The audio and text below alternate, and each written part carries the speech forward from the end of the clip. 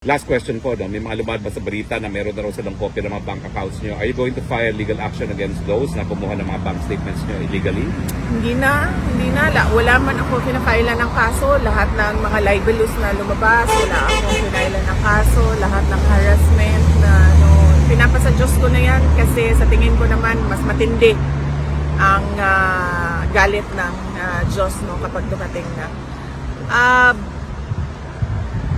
Sa bank accounts, inaantay ko na magkaroon ng trial wherein doon ko sasagutin na yung mga question about sa bank accounts.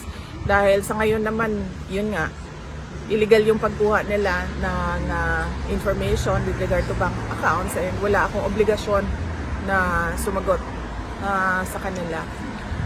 Pero kung hindi matuloy yung impeachment, I will endeavor na umupo para sagutin yung mga allegations nila sa impeachment through the public.